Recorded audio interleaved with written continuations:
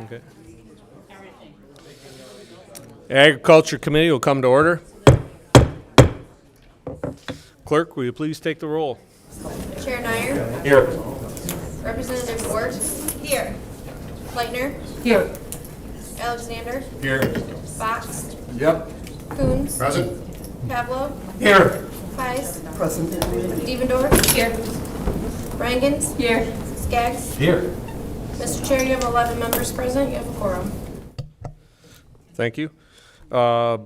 Representative Fox moves to adopt the meetings from the April 17th meeting. Without objection, minutes are adopted.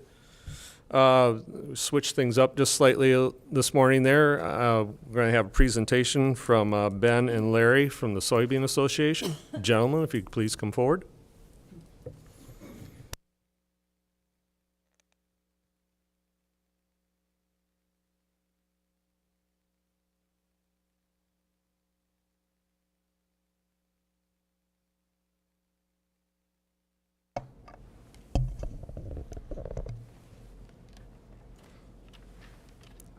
Ready? Can you hear me? All right. Good morning, Chairman Neyer, Ranking Member Paez, and the distinguished members of the Michigan House Agriculture Committee. It's a privilege to testify before you today and share information about the Michigan soybean industry and the impact it has on both the economy and the environment in our state. My name is Larry Phelps. I am a fifth-generation farmer. Farmers in Schoolcraft, Michigan. I live in Vicksburg, Michigan. Farm along with my son, who will be the sixth generation to work the same land, so I'm very proud of that. I'm currently serving as the president of the Michigan Soybean Association. Just a brief bit about me. I've been married to my wife, Dawn, for 30 years. She is a sixth grade school teacher in Centerville, Michigan. I have 3 boys, ages 26, 24, and 20. So we're working on the empty nest if we can get them all moved out. So, what's that? Oh, right. The Michigan Soybean Association is a membership organization that represents Michigan soybean farmers' interest at the state and national levels. We perform lobbying, advocacy, and legislative activities on behalf of our members and the Michigan soybean industry. The MSA is an affiliate of the American Soybean Association, which represents approximately 500,000 soybean farmers on domestic and international policy issues important to the soybean industry. And the MSA and the ASA are both farmer-led organizations. You can see our board of directors up there. They are all farmers in different parts of the state. This is I'll be finishing up my 6th year on the board, and we have a very good group of people to work with, and it's been a very enjoyable experience. American soybean growers play an essential and growing role in the bioeconomy. It may be obvious to the committee that America's abundant supply of soybeans helps feed America and the world. However, it is less likely known that U.S. companies now offer approximately 1,000 soy bio-based products made with ingredients grown on the American family farms thanks to the versatile chemical composition of soybeans. So just as a side, soybeans are used to make your seats and especially Ford vehicles, soles on Skechers shoes, basketballs, tires, a wide variety of things. When processed, soybeans are divided into protein and oil. Soybean protein makes up about 80% of the bean. So when you look at that small bean there, you can see the graph up there. 80% is primarily used in livestock feed and plant-based foods like tofu, but it's also an ingredient in plastic, composites, synthetic fiber, paper coatings, adhesives, and more. The remaining 20% is the soybean oils, one of the most versatile natural oils. Its molecular structure and solubility fatty acid profile can be used in many applications, including biodiesel. The bio-based products made with soy protein and oil are sustainable, unlike fossil-based feedstocks. Soybeans capture carbon dioxide from the atmosphere. Soybeans also fix their own nitrogen for energy, limiting the chemical-based fertilizer applications. In addition, most soybean acreage in the United States uses conservation tillage of some sort, which disturbs less soil, reduces fuel use, and helps sequester carbon on the cropland. End users continue to increase demand for sustainability produced products, and soy growers are ready to help deliver manufactured products with environmental benefits that include lower greenhouse gas emissions, reduced energy cost, and reduced exposure to toxic chemicals by workers. There are also economic advantages to using soy in the manufacturing and production of consumer goods. Soybeans are renewable and abundant. Last year, soy growers harvested an immense crop of over 4 billion bushels, which has enabled soy ingredients to maintain historic price advantage over petrochemical equivalents and has helped reduce America's dependence on foreign oil.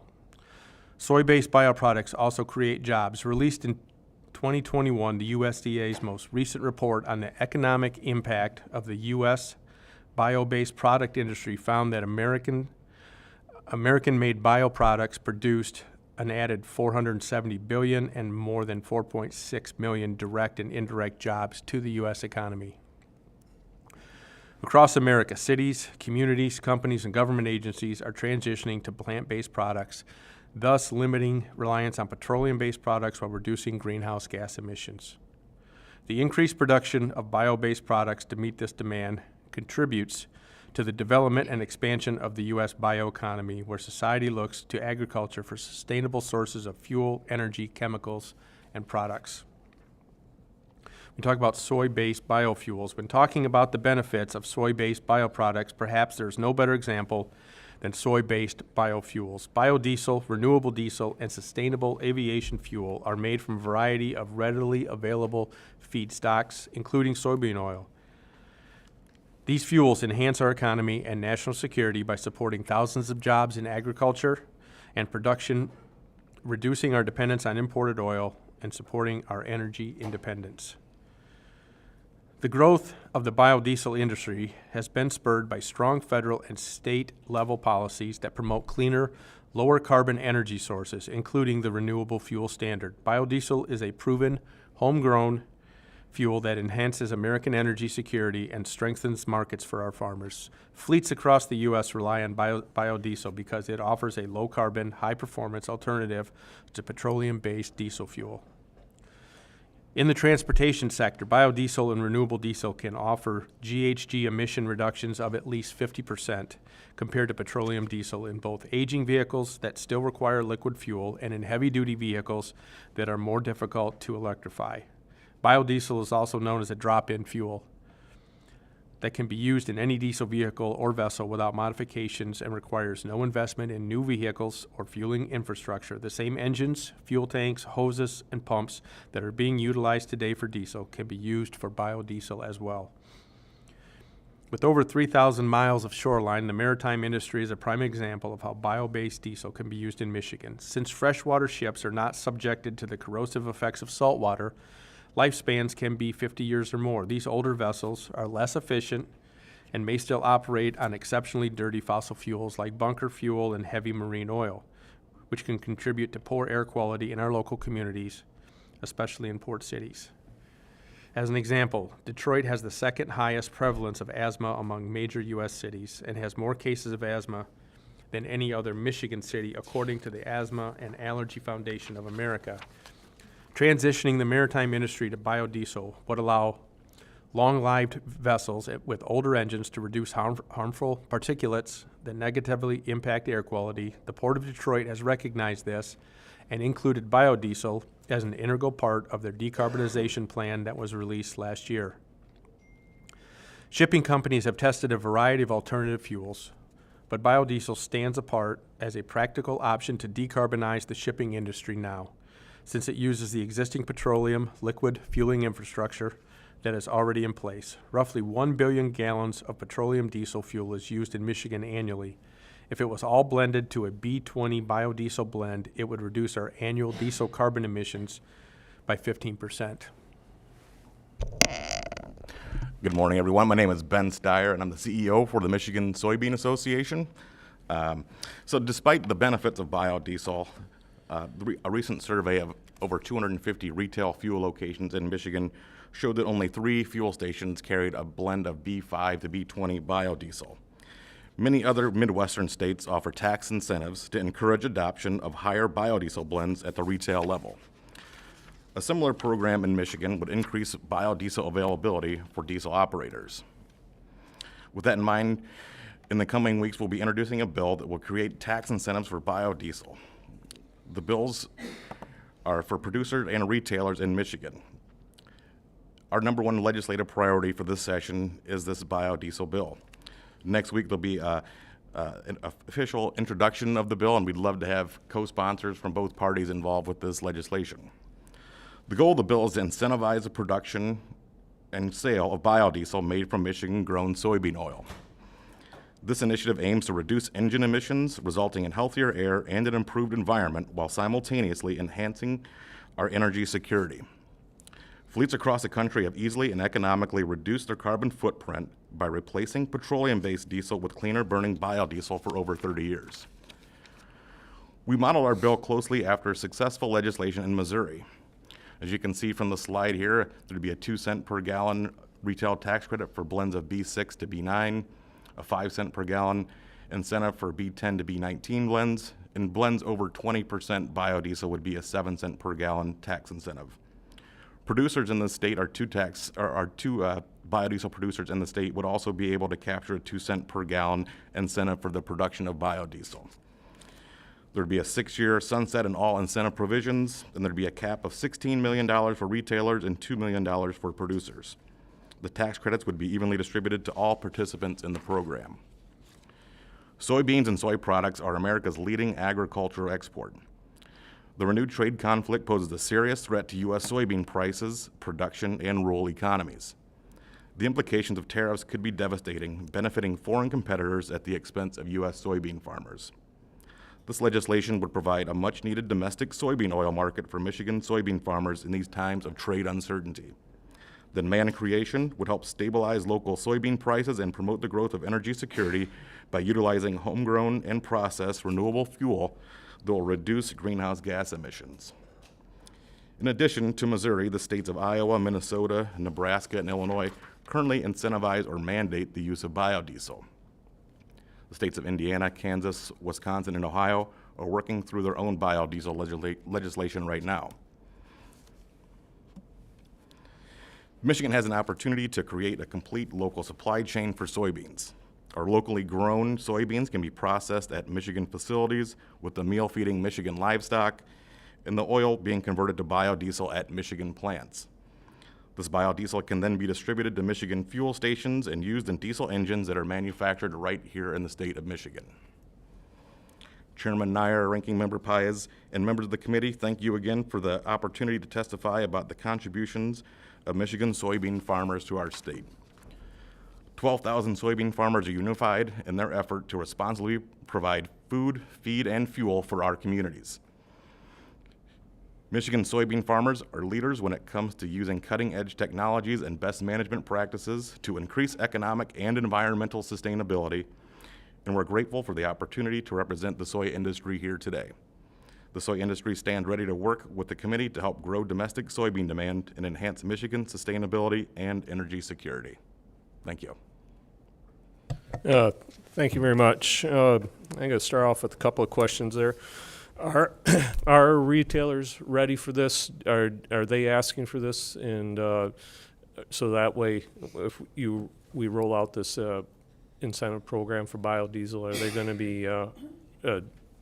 Is it just pump ready? So that way they don't have to push it. Sure. I know in other states, I can say in Illinois specifically, 85% of the retailers tested throughout the state of Illinois are offering a blend of at least B11 or above.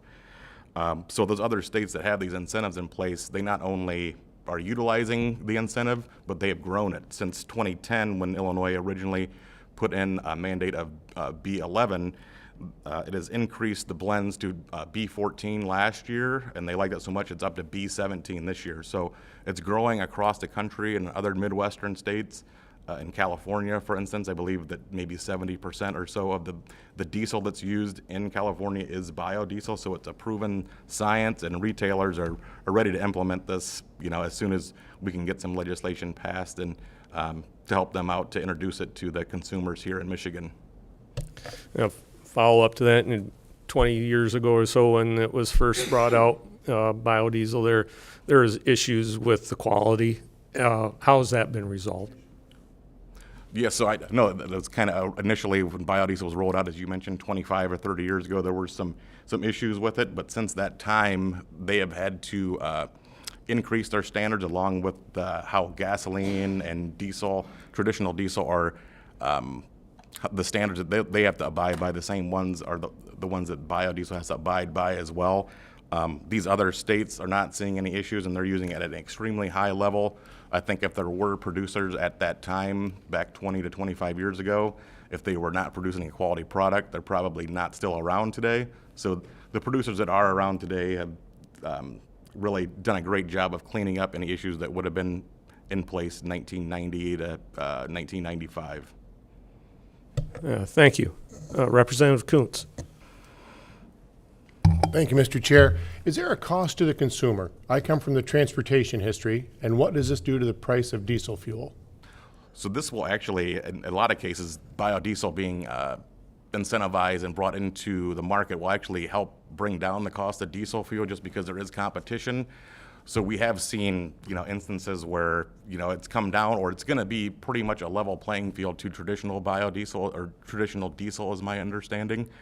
So there's not going to be an added cost to consumers, and at the end of the day, they're going to be having the lubricity that it offers to diesel engines as well as also another added benefit that traditional diesel doesn't bring to the table. So we feel confident it's at a quality product that's going to be at a very competitive price point as well. So with the subsidy, it'll be on parity. How about miles per gallon? Does it affect It's going to be the pretty octane? It will be pretty similar. Cetane, excuse me. I know that there's some issues with some of the newer diesel engines with regen, where this can actually help with regen because there's less particulates being distributed through the filter, and then with longer regen intervals, it will help increase the fuel capacity, or your miles per gallon capacity as well. Mr. Street, thank you. Sir, did you have more? Did I cut you off? No, that's good. No, I thought no. Oh, okay. there you My- go. I do have one I comment. think he did. All right. Yeah. Well, first of all, on the price thing, I was in Los Angeles about 3 or 4 weeks ago, and all of the diesel, on your marquee coming into the station, it didn't just say diesel, it said renewable diesel. And the price was fairly competitive with what we have here, which the gas price out there is not. So I thought that was a positive. And then as far as, we visited a testing facility where they had diesel engines, 6.7 liter Power Stroke diesel engines, set up running on, most of those 6.7 diesels are B20, so that's what they're approved for. The engine that we were looking at had been running on B50 for, a period of like 6 weeks maybe. Did you say 50 or 15? B50? B50, B50. Got it. And they were getting ready to convert that engine to a B100 blend. And then testing, runs it through a computer, road driving, pulling driving, country driving, highway driving, a lot of data points, and then pull the engine apart and look for wear and all of those things. And very positive on all of that. So that's your mileage, your wear, everything. And I know what you're saying, Chairman Neyer, about the black eye a period ago, because I went through that. And I sell equipment as well with some of those things, and I think that's been addressed to a positive. Very good. Thank you. Thank you, Mr. Chair. Representative Rangus. Thank you, Mr. Chair. Thank you both for being here today. My question is a little bit about the use of soybeans here domestically in Michigan and in the United States. I have talked to Chair Neyer about this. I'm really worried about a food shortage this fall for humans, in part because of the effects of the uncontrolled bird flu epidemic that is impacting some of our protein sources in the United States. And then you just mentioned, Mr. Steyer, about the tariffs impacting the potential for exports. And so hoping to build a domestic market. You were proposing to feed cars. I'm proposing we think about how we can feed people. Is there a massive change in what might need to happen to make sure that these soybeans are appropriate for human consumption? Should there be food shortages this fall? I mean, people can't pick food when they're being snatched off the streets and stuff. So I'm just curious if you've thought about how to convert our soybean industry into feeding people over cars. Yes, so Since I guess this slide may be helpful as well. So soybeans, when they're crushed, 80% of it turns into oil, 20% into meal, and that meal will be used to feed poultry, livestock, and in Michigan, dairy specifically is a big consumer of the meal. So it's not really one or the other. It can kind of solve for both issues through the bean, which is kind of makes it a very unique agricultural product that it can solve for both. So the more soybeans we're crushing here in Michigan, the more oil we'll have, not just for biofuels, but for salad dressings, things like that. And then also the more meal we'll have for poultry, dairy, other livestock feed components as well. So what you're saying is soybeans are either crushed and used domestically or exported whole bean, but we don't use whole beans to feed humans in the United States. Yeah, the human consumption of whole beans is not really a market here in Michigan. It's more used for the meal is used for feed for livestock usage. Okay. Yeah. Understood. Thank you. Yes, soy sauce is another. Yep. Yeah. Yeah. Yeah. Represent, okay. Okay. Okay.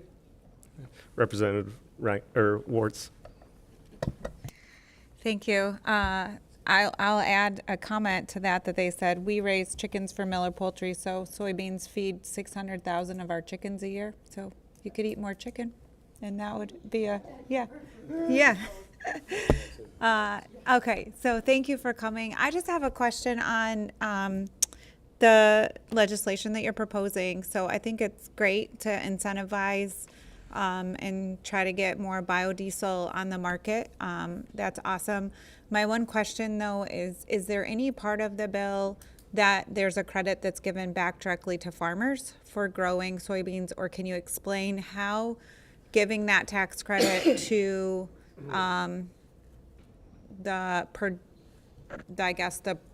at the pump or at the production facility helps incentivize or gives some money back in farmers' pockets? Because at the end of the day, that's probably our big heart here, right? Is to help get farmers to have a little more margin at the end of the day.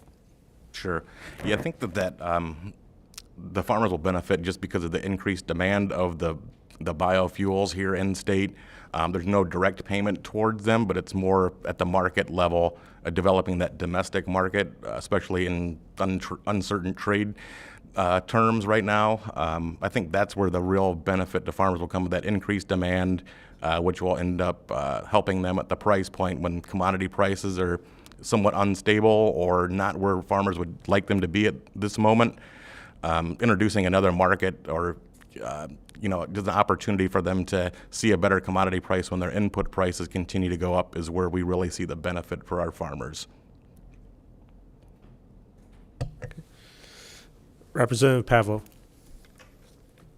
Thank you, Mr. Chair. Thank you both for your very informative information. Couple of questions. Number one, I have a diesel tractor and a diesel motorhome, and I have to have additives added because of warm weather or when I'm traveling in warm climates. Would the addition of soybean oil increase the need for additives, or would it eliminate it? My understanding is it would be a fairly similar composition to traditional biodiesel. You will see states like Minnesota has had a mandate for several years of the usage of biodiesel. In the wintertime, they will decrease the overall blend levels a bit, maybe 5%, from B20 down to like B15, if I'm remembering correctly. So there may be a little bit of a change there, but I would say keep on doing what you've been doing as far as adding additives, because Michigan winters, especially the further north you go, can be pretty interesting, especially when you have a diesel vehicle. So I would say if you stick to your current plan, it should work out fine using biodiesel as a blend. Thank you. And the second question is there a percentage that you can share about the meal that is delivered overseas? Do you ship it overseas, the excess? There's probably some meal shipped overseas. I'd say the majority of beans that are shipped, especially to China, are whole beans, and then they're crushed over there. The crush that happens here in the States typically gets used in the United States for livestock feed, but I'm sure there is a small percentage that does go overseas as well, or goes to other international markets. Your plant in Sandusky, San Juan County, is in my district. Okay. Thank you. Yeah, excellent. Thank you very much. Yeah. Representative Skaggs. Thank you, Chair. Thank you, gentlemen, for coming in and talking with us today. Just want to preface this question by some concerns about the unintentional impacts of market interventions, and also the fact that I guess unless you're Dutch, it's really hard to create more land. So we're dealing with a finite resource. So with those two assumptions in place, if we are encouraging soybean production on land, are we in some way in danger of having farmers make a decision to replace other crops in our very diverse makeup of crops here in the state of Michigan, and therefore we have less of that and maybe push prices to increase in places other than soybeans? So if we start to see an increase in soybean production here, and given that we're not making too much new farmland, maybe the season is elongating further up north, but what are the possible unintended consequences in other states that are maybe a little bit ahead of us? How many years are they ahead of us? And do we have data about what the impact on crop composition overall has been in those states? Thanks. Just speaking as a farmer, you don't want all your eggs in one basket. So just because there's an incentive for biodiesel, the soybean market is going to increase. Myself and most farmers that I know tend to stick pretty close to a similar rotation. So I'm going to rotate my corn, soybeans, wheat, and stick with that program so that it doesn't get out of balance. I don't know if that answers your question, but I guess I don't really see it all going one way or the other. Now, there are, in given years, people may increase their corn a little bit or increase their soybeans a little bit. Some of that's workload stuff, some of that's market stuff. But it'd be difficult from a management perspective to transition all to one thing just because in this 1 year that's the hot thing. Well, but even if you're not transitioning all to one thing, you might decide that, based on market forces, that it's simply more profitable to do more soybeans, and so you would move away from other crops. I think that's a small move each year. I mean, you look at planting intentions and things like that come out. I think corn went up and soybeans went down this year. Next spring that might be a little different, but those numbers still aren't a lot. Okay. Representative Alexander. Yes, and thank you very much for your testimony today. And I live literally 8 miles from Thumb Biodiesel in Sandusky. So I like this slide. It shows a little bit, but also the other slide that shows that 49% of it was for food use. And what many people don't realize is that, and I've gotten soybean oil for cooking food in our local McDonald's, in our local Dairy Queen uses soybean oil for their French fries and all that kind of stuff. And then at the end of their term of using it, it gets reclaimed and goes to Thumb Biodiesel to be then therefore recycled into fuel. So it's a great use of it. And also I want to touch base, so I'm definitely interested in the legislation and being involved. And then to my colleague's point about, the production versus other crops and whatnot, I also live in the Thumb where we have the international transmission loop, the Thumb loop, and we're facing a very serious loss of hundreds of thousands of acres on solar panels to our food production. So what impact is that going to have on not only the soybean, but all markets, crop markets going forward? The solar thing is scary to me. I mean, the amount of farmland that we're losing that we're not going to get back. And there may be states where it's more workable. We're not the sunniest state in the nation. And that ground's not coming back for production. So That's God what quit we're- creating real estate some several thousand years ago, so we're gonna be losing this by mandate.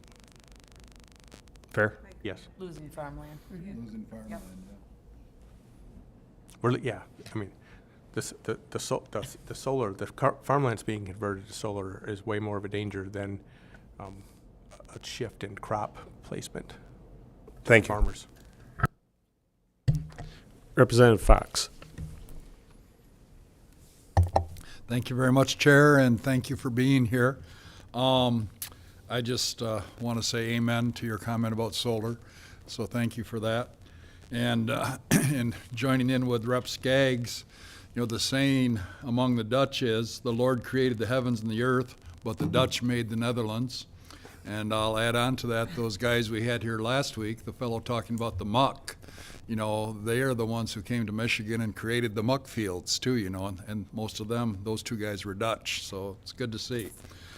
Well, I'm a Michigan hillbilly, and I like my venison, and I'm just, you know, wondering in relation to our coming food shortage and other things that we might worry about, how much are the deer affecting soybean fields? I always like hunting by a soybean field, but you know, tell us about that a little bit. The deer love soybeans. They love corn. They love corn.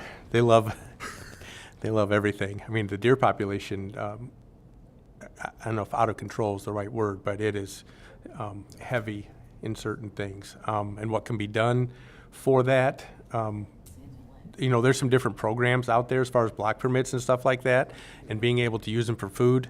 I know in talking to one of our other board members, PJ, they opened up that season to clean out some does in, like, I'm gonna say late summer. It was like July, August. He goes, by the time you shoot the deer and get to it, like, you don't have a very long period of time to save any meat that time of year. So like, maybe that's gotta be looked at timing wise, stuff like that.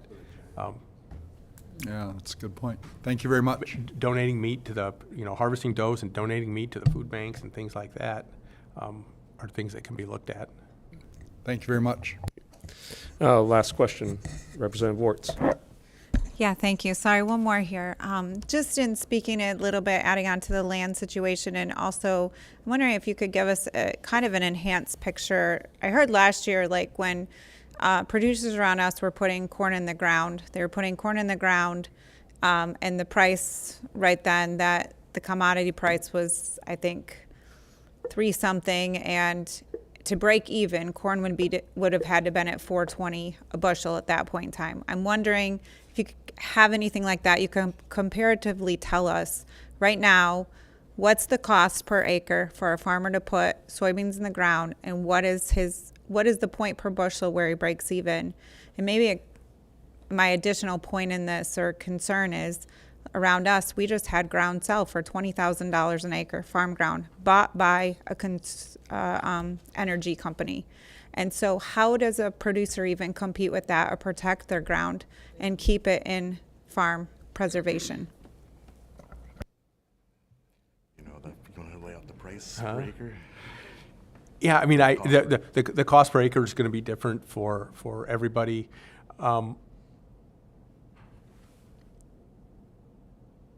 Let me gather my thoughts here. I think soybeans right now are probably around $350 to $375 to $400 an acre. I mean, depending on the seed you're using and the tillage practices you're using, and corn would be probably closer to, you know, $550 to $600 an acre. So it is a lot, and it's hard to compete with the energy people.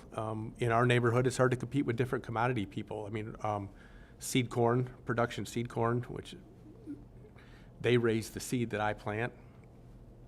They're hard to compete with for ground. Watermelon people, potato people, like some of those crops are higher revenue crops than what your standard corn, soybeans generate. So as far as preserving it, part of it is cultural. In my mind, kids don't come back to the farm because they see mom and dad struggle so much, and Dad doesn't want that, so he says, go to college, and then they go off and they do something else. And sometimes they come back and sometimes they don't. But if you look at our educational system now, and we're promoting more trade stuff and kids getting hands on that kid that wants to stay on the farm has got more opportunities than it does now. It's been explained to me that farming is a gene, much like being an athlete is a gene, or maybe being biological is a gene. Like you're born with. I have 3 boys. I have 2 of them that could care less. I mean, they'll come out and ride, and that's about it. The 3rd one has been at it since he was this big. That's how we're gonna keep it. When it's in your heart, and you're not gonna sell what your dad made. So, sorry. I don't know if that answers your question or not, but. Yeah. Well, I quoted the FFA creed last week, for I know the joys and discomforts of agriculture, which even in hours of discouragement I cannot deny. So I sit here as I don't know how many generation farmer, but yes, we wonder why we do what we do, and it's because of that passion right there, and the commitment and the values and the things that you pass on to your children, and that the ethics and the community and the morals. And to know at the end of the day, you can lay your head on a pillow and know that you gave it your all, and you're producing a product that's benefiting the people in the community around you. And for that, I thank you, and I thank all farmers. And you don't get enough recognition for what you do. So thank you. Yeah. Thank you, gentlemen. Larry, I'll let you get back to the field there. I know you're feeling a little bit of appreciate guilt that. not being there, but very good presentation. time. And thank you for your time. Thank you.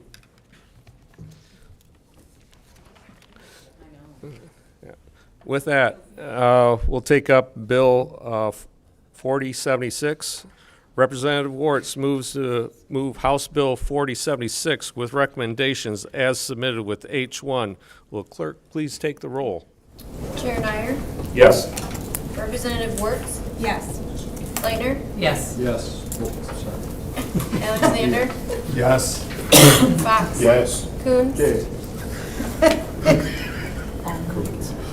Coates, are you yes? Yes. Pavlo, Yes. Heis, Yes. Devendorf, Yes. Rangens, Yes. Skaggs. Yes. Mr. Chair, you have 11 yeas, 0 nays, 0 pass. The motion prevails. House Bill 4076 is reported out with recommendations despite the confusion.